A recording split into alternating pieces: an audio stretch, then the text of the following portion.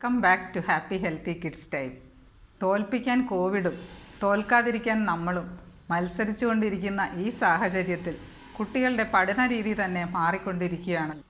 School തുറക്കുമ്പോൾ uniform ഇട്ട് school ബാഗുമായി ക്ലാസ്സിനെയും കൂട്ടുകാരെയും തേടിയിരുന്നതിന് പകരം ഇപ്പോൾ ക്ലാസ്സും ടീച്ചറും വീട്ടിലേക്ക് എത്തുകയാണ്. വീടുകളെല്ലാം കുറേ സമയത്തേക്ക് സ്കൂളുകളായി മാറുകയാണ്. ടീച്ചേഴ്സ് അടുത്തില്ലെങ്കിലും ഓരോ കുട്ടിയുടെയും അടുത്തെത്തുന്ന പ്രതീതിയാണ്. അക്ഷരങ്ങളുടെയും അറിവുകളുടെയും ലോകത്തിലേക്ക് നമ്മുടെ കുട്ടികളെ കൈപിടിച്ച് നടത്തുന്ന ഈ സന്ദർഭത്തിൽ വളരെയധികം കഠിനാധ്വാനം ചെയ്യുന്ന എല്ലാ ടീച്ചേഴ്സിനും ഈ അധ്യാപക ദിനത്തിൽ എൻ്റെ സ്നേഹം നിറഞ്ഞ ബഹുമാനം നിറഞ്ഞ പ്രണാമം. അതുപോലെ തന്നെ എന്നെ ഞാനാക്കിയ എല്ലാ എൻ്റെ സ്വന്തം ബഹുമാനപ്പെട്ട ടീച്ചേഴ്സിന് ഞാൻ ഈ വീഡിയോ വിനയപൂർവ്വം ആദരപൂർവ്വം സമർപ്പിക്കുന്നു. ഇനി വിഷയത്തിലേക്ക് കടക്കട്ടെ. ഓൺലൈൻ ക്ലാസ്സുകൾ തുടങ്ങിയിട്ട് ഏകദേശം 3 മാസമായി. അത് കഴിഞ്ഞുള്ള ഓണാവധിയും കഴിയാറായല്ലോ. ഗവൺമെൻറ്റിൻ്റെ അൺലോക്ക് 4 പ്രകാരം ഇനിയും 4 മാസത്തേക്കെങ്കിലും സ്കൂൾ തുറക്കുമെന്ന് തോന്നുന്നില്ല. അപ്പോൾ അവധി കഴിഞ്ഞ് വീണ്ടും നമ്മൾ പഴയ ഓൺലൈൻ ക്ലാസ്സുകളിലേക്ക് തന്നെ മടങ്ങിപ്പോവുകയാണ്. വർക്കിംഗ് പേരൻസും വർക്ക് ഫ്രം ഹോം പേരൻസിൻ്റെയും എല്ലാവരുടെയും സ്ട്രെസ്സും സ്ട്രെയിനും എനിക്ക് നല്ലവണ്ണം മനസ്സിലാക്കാം. എന്നാലും നമ്മൾ ഈ സ്ട്രെസ്സും ടെൻഷനും ഒന്നും കുട്ടികളുടെ പുറത്തേക്ക് ട്രാൻസ്ഫർ ചെയ്യരുത്. അവരെ നേരത്തെ തന്നെ മാനസികമായി ഇനിയും ഓൺലൈൻ ക്ലാസ്സുകളിലേക്ക് തന്നെ പ്രിപ്പയർ ചെയ്ത് ഇപ്പോഴേ വയ്ക്കണം. 1-2 ദിവസത്തിനുള്ളിൽ സ്കൂൾ അഥവാ ഓൺലൈൻ ക്ലാസ്സുകൾ വീണ്ടും തുറക്കുകയാണല്ലോ. നമ്മളുടെ ടെൻഷൻ കാരണം കുട്ടികളെ വഴക്കു പറയുകയോ അറിയാതെ തന്നെ ഓൺലൈൻ ക്ലാസ്സുകളെയോ ടീച്ചർമാരെയോ സ്കൂളിനെയോ അറിയാതെ പോലും നമ്മൾ കുറ്റപ്പെടുത്തരുത്. അത് കുട്ടികളുടെ മനസ്സിൽ നിന്ന് ഒരിക്കലും മാറുകയില്ല. അഡ്ജസ്റ്റ് ചെയ്യാൻ കുറച്ച് ബുദ്ധിമുട്ടുണ്ടെങ്കിലും നമ്മളൊരു 100% പെർഫെക്റ്റായിട്ട് അഡ്ജസ്റ്റ്മെൻ്റ് ഒന്നും പ്രതീക്ഷിക്കേണ്ട ആവശ്യമില്ല. ഒരു 60% എങ്കിലും ക്ലാസ്സുകളിൽ ഇൻവോൾവ് ചെയ്യുകയും ശ്രദ്ധിച്ച് കേൾക്കുകയും പറ്റുന്ന പോലെ പറ്റുകയുള്ളല്ലോ. അതുകൊണ്ട് നമ്മൾ ഒരുപാട് ടെൻഷൻ കുട്ടികൾക്ക് കൊടുക്കരുത്. നമ്മൾക്ക് എന്തെല്ലാം ചെയ്യാൻ പറ്റുമെന്ന് നോക്കാം. പേരൻസിന് എങ്ങനെയെല്ലാം ഏതെല്ലാം വിധത്തിൽ കുട്ടികളെ സഹായിക്കാമെന്ന് നോക്കാം. നിങ്ങളെല്ലാവരും മിക്കവരും ഒരു ടൈം ഷെഡ്യൂൾ ഉണ്ടാക്കി കാണുമല്ലോ. ഇല്ലെങ്കിൽ ഉടനെ തന്നെ ഉണ്ടാക്കണം. ഒരു ടൈം ടേബിളോ ഒരു സ്റ്റഡി ഷെഡ്യൂളോ കുട്ടികളെയും കൂടെ വിളിച്ചിരുത്തി അവരുടെ സഹകരണത്തോടു കൂടി രാവിലെ ഉണരുമ്പോൾ തൊട്ട് ക്ലാസ്സിൻ്റെ സമയത്ത്, ഇൻ്റർവെൽ സമയത്ത്, ക്ലാസ് എല്ലാം കഴിഞ്ഞിട്ടുള്ള സമയം, കളിക്കാനുള്ള സമയം, ഹോംവർക്ക് ചെയ്യാനുള്ള സമയം, ബാക്കി ഹോബികളിൽ ഏർപ്പെടേണ്ട സമയം, അങ്ങനെ കിടക്കുന്നത് വരെ നമുക്കൊരു ചെറിയ ടൈം ടേബിൾ ഉണ്ടാക്കാം. അത് ഫോളോ ചെയ്താൽ വളരെ നല്ലതാണ്. ഞാനിങ്ങനെ പറയുന്നതെന്ന് വെച്ച് ഒരു ടൈറ്റ് ഷെഡ്യൂളല്ല, അങ്ങോട്ടോ ഇങ്ങോട്ടോ മാറുന്നതിനൊന്നും കുഴപ്പമില്ല. എന്നാലും കുട്ടികളോടൊപ്പം തന്നെ അച്ഛനമ്മമാരും ഒരു ചെറിയ ഷെഡ്യൂൾ കൂടെ തന്നെ ഉണ്ടാക്കുകയാണെങ്കിൽ കുട്ടികൾക്കും അതൊരു സന്തോഷമായിരിക്കും.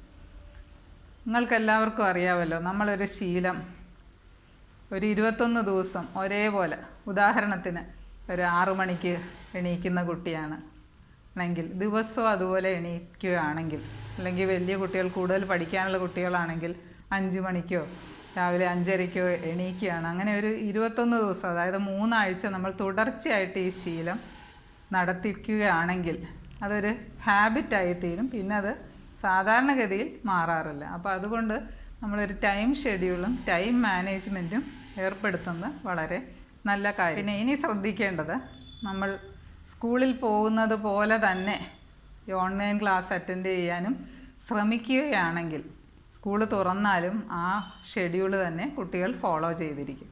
അപ്പോൾ നമ്മൾ സ്കൂളിൽ പോകാൻ വേണ്ടി എപ്പോഴും ടൈം ടേബിൾ തലേ ദിവസം തന്നെ എടുത്തു വയ്ക്കുക, അനുസരിച്ച് ബുക്ക് എടുത്ത് വയ്ക്കുകയും സ്കൂളിൽ പോകാൻ തയ്യാറെടുക്കുകയും ചെയ്യുമല്ലോ. അതുപോലെ തന്നെ കുട്ടികളെ തലേ ദിവസം തന്നെ പിറ്റേ ദിവസത്തെ ക്ലാസ്സിനുള്ള ബുക്കുകൾ, വേണ്ട കാര്യങ്ങളെല്ലാം റെഡിയാക്കി വയ്ക്കാൻ നമ്മൾ സഹായിച്ചു കൊടുക്കുക. പക്ഷേ കുട്ടികൾ തന്നെ ചെയ്യണം. നമ്മൾ ചെയ്തു കൊടുത്ത അവർ അത് പഠിക്കുകയില്ല. നമ്മൾ പക്ഷേ കൂടെ നിന്ന് സപ്പോർട്ട് ചെയ്തു കൊടുക്കണം. അതുപോലെ തന്നെ തലേ ദിവസം തന്നെ പഠിക്കാനുള്ള ആ സ്ഥലം വൃത്തിയായി നീറ്റ് ആൻഡ് ടൈഡി ആയിട്ട് വെച്ചാൽ അത് രാവിലെ പിന്നെ അതിനുവേണ്ടി സമയം കളയേണ്ടതില്ലല്ലോ. പിന്നെ നമ്മൾ ശ്രദ്ധിക്കേണ്ടത് രാവിലെ എണീറ്റ് കുളിച്ച് മുടിയെല്ലാം ചീകി സ്കൂളിൽ പോകുന്ന പോലെ ഫ്രഷായിട്ട് ഈ ക്ലാസ്സിൽ അറ്റൻഡ് ചെയ്യുവാണെങ്കിൽ ബോഡി ഫ്രഷ് ആയാൽ മൈൻഡും ഫ്രഷ് ആകും, കൂടുതൽ നല്ലവണ്ണം ക്ലാസ്സിൽ കോൺസെൻട്രേറ്റ് ചെയ്യാനും പറ്റും. അതെല്ലാം നമ്മൾ പറ്റുന്ന പോലെ ഒന്ന് ഇൻസിസ്റ്റ് ചെയ്താൽ കുട്ടികൾക്ക് വളരെ ഗുണം ചെയ്യും. ഇനി നമ്മൾ കുട്ടികൾ പഠിക്കുന്ന സ്ഥലം പറ്റുന്നത് പോലെ ഒരു മുറിയുടെ കോർണറോ അധികം ഡിസ്ട്രാക്ഷൻസ് ഇല്ലാത്തൊരു സ്ഥലം നേരത്തെ നിങ്ങൾ തിരഞ്ഞെടുത്ത് വെച്ചിട്ടുണ്ടല്ലോ.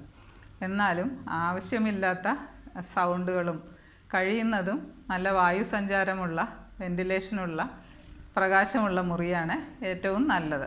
ഒരിക്കലും ബെഡ്റൂമിലോ ബെഡിൽ കിടന്നോ ബെഡിൽ ലാപ്ടോപ്പോ ഫോണോ വെച്ചോ ഒരിക്കലും ക്ലാസ് അറ്റൻഡ് ചെയ്യുന്നത് സമ്മതിച്ചു കൊടുക്കരുത്. പിന്നെ നമ്മൾ ചെയ്യാനുള്ളത് ക്ലാസ് തുടങ്ങുന്നതിന് മുമ്പ് തന്നെ ബ്രേക്ക്ഫാസ്റ്റോ കഴിക്കാനുള്ള സ്നാക്സോ വെള്ളമോ ആവശ്യമുള്ളതെല്ലാം കുട്ടിക്ക്, കൊച്ചു കുട്ടികളാണെങ്കിൽ ചിലപ്പോൾ സമ്മതിക്കുകയില്ല, എന്നാലും വേറെ ഡിസ്ട്രാക്ഷൻസ് വരാതിരിക്കാൻ അതിനു മുമ്പ് തന്നെ വെള്ളം വേണമെങ്കിൽ ഒരു കുപ്പി അടുത്ത് വയ്ക്കുന്നതിന് കുഴപ്പമില്ല. എന്നാലും കഴിയുന്നതും പിന്നെ ക്ലാസ് അറ്റൻഡ് ചെയ്യുന്ന കാര്യത്തിൽ നമ്മൾ ലാപ്ടോപ്പോ ഫോണോ എന്താ നമ്മൾക്കുള്ളതെന്ന് വെച്ചാൽ അത് പ്രത്യേകം ശ്രദ്ധിക്കേണ്ട ഒരു കാര്യം കുട്ടികളുടെ ഐ ലെവലിൽ തന്നെ വെക്കേണ്ടതാണ്. എന്തെന്ന് വെച്ചാൽ ഐ ലെവലിൽ വെച്ചില്ലെങ്കിൽ കഴുത്തിനും കണ്ണിനും എല്ലാം സ്ട്രെയിൻ ആയിരിക്കും. അതുകൊണ്ടത് നമ്മൾ പ്രത്യേകം വലിയവർ അത് പ്രത്യേകം സൂക്ഷിക്കേണ്ടതാണ്. പിന്നെ അതുപോലെ തന്നെ ഹെഡ്ഫോണ് ഇയർഫോൺ എല്ലാം വെച്ച് കാണാൻ ചില കുട്ടികൾ ക്ലാസ് അറ്റൻഡ് ചെയ്യില്ലെങ്കിൽ ഉപയോഗിക്കുന്നതിന് കുഴപ്പമില്ല, എന്നാലും കഴിയുന്നതും ഉപയോഗിക്കാതെ ശബ്ദം കൂടുന്തോറും കേൾവിയെ ബാധിക്കാനുള്ള സാധ്യതയുണ്ട്. അത്യാവശ്യമെങ്കിൽ മാത്രം ഇയർഫോണോ ഹെഡ്ഫോണോ ഉപയോഗിച്ചാൽ മതി. പിന്നെ ഇരിക്കേണ്ടത് എപ്പോഴും ഒരു കുട്ടിക്കൊരു ചെയറോ സ്റ്റൂളോ എന്താ ഉള്ളതെന്ന് വെച്ചാൽ ഇരുന്നിട്ട് സ്ട്രെയിറ്റ് ആയിട്ട് ഇരിക്കത്തക്ക വിധത്തിൽ ഞാൻ നേരത്തെ പറഞ്ഞ പോലെ ഇതിൻ്റെ ലാപ്ടോപ്പും മൊബൈൽ ഫോണെല്ലാം ആ ഐ ലെവലിൽ തന്നെ പൊസിഷൻ ചെയ്ത് വെക്കുകയാണെങ്കിൽ കംഫർട്ടബിളായിട്ട് കുട്ടി ഇരിക്കാൻ പറ്റും. ക്ലാസ് തുടങ്ങിയാണ്, പിന്നെ ക്ലാസ്സിൽ അമ്മയോ അച്ഛനോ ആരെങ്കിലും കൂടെ ഇരുന്ന് പഠിപ്പിക്കേണ്ട കാര്യമില്ല. തീരെ കൊച്ചുകുട്ടികളാണെങ്കിൽ നിവർത്തിയില്ലല്ലോ, അല്ലെങ്കിൽ അതൊരു ശീലമാക്കരുത്. നമ്മൾ റെസ്പോൺസിബിളായിട്ടുള്ള ആരെങ്കിലും അടുത്തെവിടെയെങ്കിലും ഉണ്ടായാൽ മതി. ആവശ്യമുണ്ടെങ്കിൽ നിങ്ങളെ വിളിക്കുമല്ലോ, അല്ലാതെ എപ്പോഴും കൂടെ ഇരുന്ന് സ്പൂൺ ഫീഡ് ചെയ്ത് ഇരിക്കരുത്. പിന്നെ ക്ലാസ് തുടങ്ങിക്കഴിഞ്ഞാൽ നമ്മൾ ക്ലാസ്സിൽ സ്കൂളിൽ പോയാലുള്ള അതേപോലെ തന്നെ ചിട്ടകളും മര്യാദകളും മാനേഴ്സ് നമ്മൾ എപ്പോഴും കീപ്പ് ചെയ്യാൻ കുട്ടികളെ പഠിപ്പിച്ചിരിക്കണം. പാടുപെട്ട് പഠിപ്പിക്കാൻ ശ്രമിക്കുമ്പോൾ നമ്മൾ കുട്ടികൾ വളരെ ശ്രദ്ധയോടെ ഇരിക്കുകയും ആവശ്യത്തിന് നോട്ട്സ് എഴുതിയെടുക്കുകയൊക്കെ ചെയ്താൽ അത് ടീച്ചേഴ്സിന് ഒരു എൻകറേജ്മെൻറ്റാണ്. കുട്ടി നല്ലവണ്ണം ശ്രദ്ധിച്ച് പഠിക്കുകയും ചെയ്യും. അതെല്ലാം നമ്മളൊന്ന് സൂപ്പർവൈസ് ചെയ്യേണ്ടത് ആവശ്യമാണ്.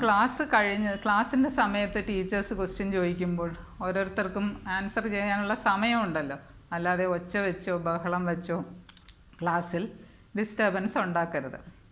പിന്നെ ഇനി ക്ലാസ് ഇടയ്ക്ക് ഇൻ്റർവെല്ലുണ്ടല്ലോ, അപ്പോൾ ഇൻ്റർവെൽ സമയത്തും പഠിപ്പിച്ചതെല്ലാം പഠിക്കുക അങ്ങനെ പറഞ്ഞ് ഇൻസിസ്റ്റ് ചെയ്യരുത്. ഏത് സമയം പഠിക്കുമെന്ന് പറയുമ്പോൾ കുട്ടികൾക്കൊരു അതൊരു റിവേഴ്സ് ഇഫക്റ്റായി പോകും. അതുകൊണ്ട് ആ സമയത്ത് കുട്ടിക്ക് ഇഷ്ടമുള്ള എന്തെങ്കിലും ചെയ്യട്ടെ, എന്തെങ്കിലും ഹോബീസിലോ അല്ലെങ്കിൽ പേപ്പർ വായിക്കാനോ, ഇനി അഥവാ എന്തെങ്കിലും വലിയ കുട്ടികളാണെങ്കിൽ ഫ്രണ്ട്സ് ആണല്ലോ അവർ ഏറ്റവും അറ്റാച്ച്മെൻ്റ് ഉള്ള ആൾക്കാർ, ഫ്രണ്ട്സിനോടൊന്ന് സംസാരിക്കാനോ അങ്ങനെ സോഷ്യലൈസേഷൻ എപ്പോഴും വേണ്ടതാണ്. അതെല്ലാം നമ്മൾ സമ്മതിച്ചു കൊടുക്കണം, അതിനുള്ള അവസരം ഒരുക്കുകയും വേണം. ഇൻ്റർവെൽ കഴിയുമ്പോൾ തിരിച്ച് ക്ലാസ്സിലോട്ട് തന്നെ. അപ്പോൾ അങ്ങനെ നമ്മൾ ക്ലാസ് അറ്റൻഡ് ചെയ്യാനുള്ള കുറേ മര്യാദകൾ എപ്പോഴും കുട്ടികളെ പഠിപ്പിച്ചുകൊണ്ടിരിക്കണം. ഇനി ക്ലാസ് എല്ലാം കഴിഞ്ഞു, നമ്മൾ നേരത്തെ ഒരു ടൈം ഷെഡ്യൂൾ ഉണ്ടാക്കിയല്ലോ. കുട്ടികൾ ഒക്കെ നല്ലവണ്ണം വീട്ടിനകത്ത് തന്നെ കളിക്കാൻ ഇൻഡോർ ഗെയിംസ് ഇതിൽ ചെറിയ ചെറിയ കളികളിൽ അതിലെല്ലാം ഏർപ്പെടാൻ നമ്മൾ അനുവദിച്ചു കൊടുക്കണം. വലിയ കുട്ടികളാണെങ്കിൽ അവരുടെ എന്താ ഇഷ്ടമുള്ളതെന്ന് വെച്ചാൽ അത് ചെയ്യട്ടെ. പിന്നെ ഹോംവർക്കിൻ്റെ സമയമാകുമ്പോൾ നമ്മൾ പറഞ്ഞ സമയത്ത് അത് ചെയ്തിരിക്കണം.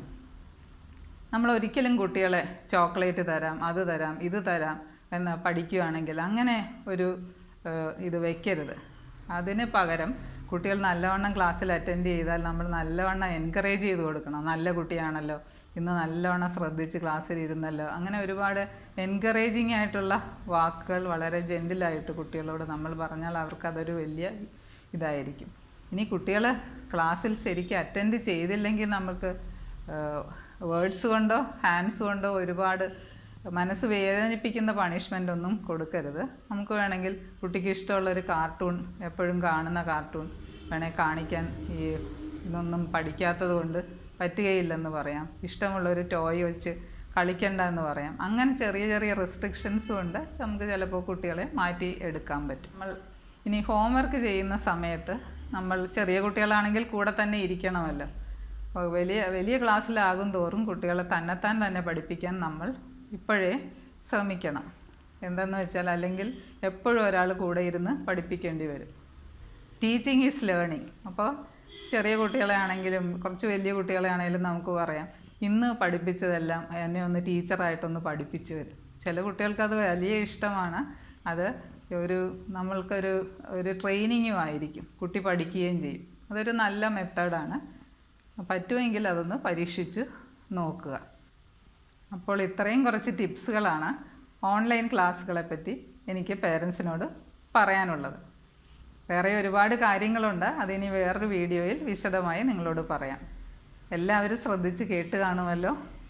പറ്റുന്ന പോലെ പ്രാക്ടിക്കലായി പ്രയോജനപ്പെടുത്തുമെന്ന് വിശ്വസിക്കുന്നു.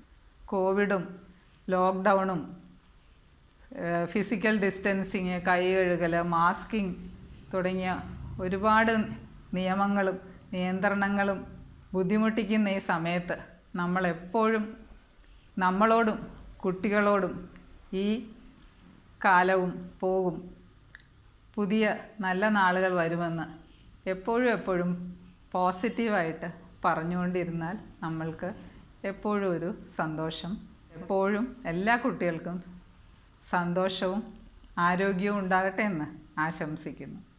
അതിനോടൊപ്പം തന്നെ എല്ലാ ടീച്ചേഴ്സിനും ഹാപ്പി ടീച്ചേഴ്സ് ഡേ ഒന്നുകൂടെ ആശംസിച്ചുകൊണ്ട് നിർത്തുന്നു. നന്ദി, നമസ്കാരം. വേറൊരു വിഷയമായി നമുക്ക് അടുത്ത വീഡിയോയിൽ കണ്ടുമുട്ടാം.